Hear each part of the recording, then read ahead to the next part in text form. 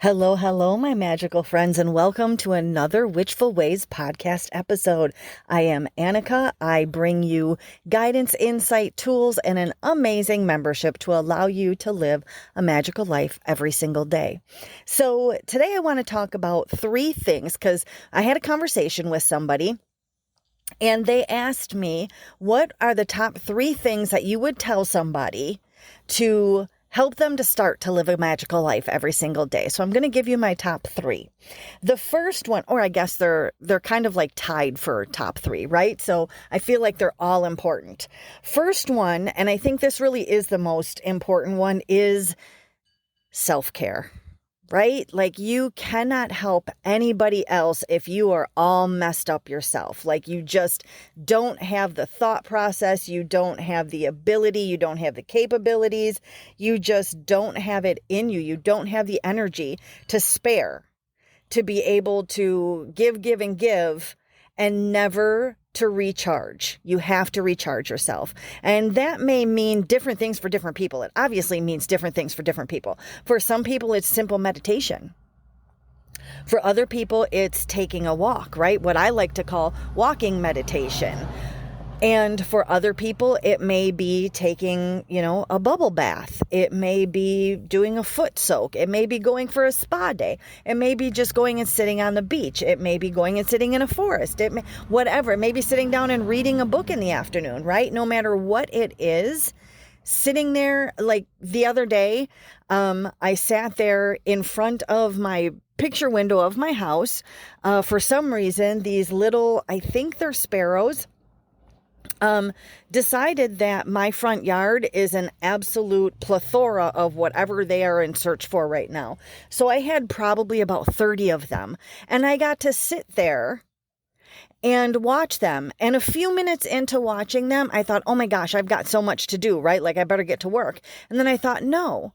This is a part of my self-care. I am enjoying sitting here watching these little adorable birds peck at whatever it is that they're getting out of my grass or my weeds, right? As my neighbors like to call them, probably because my yard is all dandelions and clover.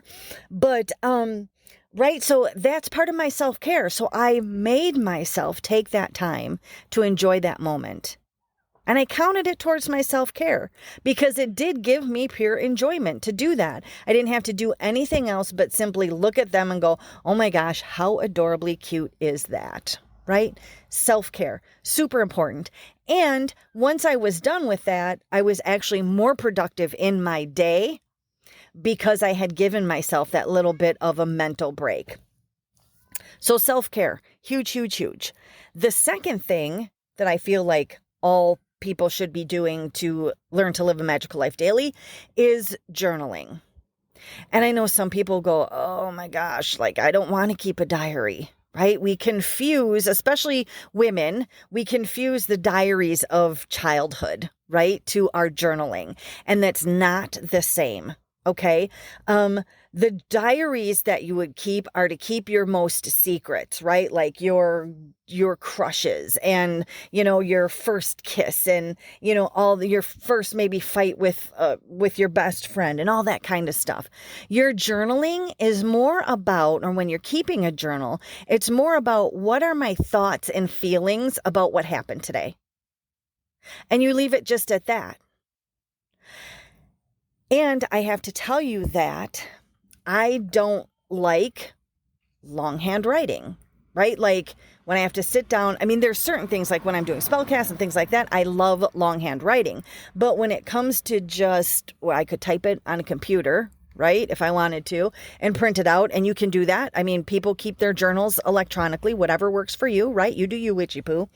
But I like to scribble and draw and hieroglyph and sigil. And so a lot of my journal pages are pictures that I've hand drawn, and I'm no artist by any means, right? But what I'm doing is I'm putting my energy into that creation. So even if it's the most, ugliest rendition of my dog, if I'm journaling about something with my dog that day, right? Like, you've created it, you've put the effort, you've put the energy into it. And therefore, you're getting it out of your mental and into the physical. And that's huge. So when you've got plans coming up or things that you're trying to manifest, getting it out of your mental state, right? Out of the astral plane, right? It's a thought in astral, and bringing it into the physical world. You do that when you take a thought and you put it on paper. Your thought's in the astral and you put it on paper, which is in the physical. That's magic. And because you've done it and you've had emotional connection to it when you're creating it or writing it or whatever it is, now you've given it power. Okay? So your journaling doesn't have to be like, oh, this morning I went through McDonald's drive-thru and got myself a coffee and got the wrong change back. Like it doesn't have to be like that. Okay? Break out of that thought and make your journaling whatever feels good to you.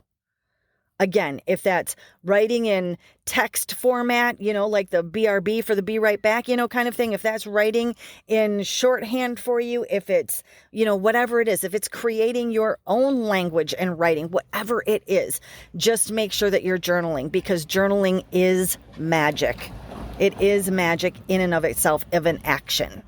And it's huge when it comes to manifesting things. Okay? So that would be the second one, journaling. And again, it doesn't have to be a fancy book. It doesn't have to be, perfect handwriting. And it's not for anybody else to enjoy or see. It's for yourself to be able to create your magic, right? To be able to dump what it is you need to get out of your head and into the physical. And that not only works when it comes to manifesting the good things, but when it comes to getting rid of what you would consider the negative things. So if you're holding on to grudges and, those kind of things, when you put that down onto paper, it helps take it out of your mind. So your subconscious isn't fixating on it or focusing that it's there. You've taken it out. Okay. So that's number 2. And the last thing that I think everybody should be doing to live a magical life daily is to get used to what's in your local surroundings that you relate to and can utilize in your craft and your magic. So that means taking a walk around the park or your block or whatever it is, and getting used to what foliage is there, what plants are there, what wild weeds are there, what trees are there, right? Like, just get used to all of that, because what's going to happen is you're going to, as you go through your moons of practice, you're going to end up finding that you always come back to the same ingredients. You don't need an arsenal of 72 different exotic spices and roots and herbs to be able to perform your magic. You need only what's in your local surroundings. Now, if you want to use the exotic spices and things, it's much easier for us to get those, right? And by all means, again, you do you, witchy poo. But I'm just saying, I feel like for the crones that I have been working with throughout my practice history, we always tend to go to you go to the tried and true, right? You know it's going to work. You know how you relate to it. You know what emotional response you get from it. You know exactly the nuance of how it's going to work for you. And you only learn that by exploration. So you need to be learning about what you connect to, what you react to, what your response to a certain items or ingredients' energy is. And then when you go to utilize it, how does it work for you? So that includes not only walking around and seeing what's in your local area to work with, but when it comes to your crystals. Right? If you work with crystals and you like crystals, maybe you don't feel energy from crystals, and that's fine. That was a whole, last week's podcast, I think, right? Like, if you don't feel anything from something, it's fine. Not everybody is going to have the same response or reaction to all the ingredients. Again, always keep in mind that those traditional quote unquote correspondence charts were created by one person based on their emotional actions or reactions or responses from an ingredient and or tool. Right? Green doesn't mean money to everyone. You have to work with what you respond best with and what you know works for you. So I've said it before, if lavender is supposed to be calming and tranquility, but lavender stinks to you, you wouldn't choose that to use in your calming and tranquility and sleeping spells, right? You wouldn't put a lavender sachet in your pillowcase at night to help you sleep because all you would think about is how much it stinks. So you're going to find something that means tranquility and calm and restful to you, and that's what you would use. So my third and final thing of my top 3 is to make sure that you investigate and you experience all the different things, and especially what's in your locality, to be able to work with, because honing in on what works well for you is going to become your tried and true. And you're going to find that you only need, 6 or 9 spices or herbs or roots in your magical arsenal to do all of your spell work. And most of the time, even less than that, right?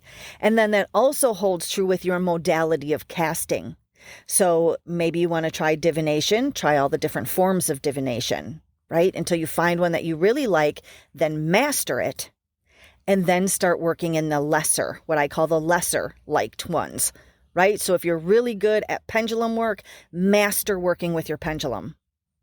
And then take the time to go and work with scrying, possibly, or runes, right? And learn those, because sometimes we get bored with doing the same thing, or when we get something from our main form of divination, we like to have it clarified with a different form of or verified with a different form of divination as well.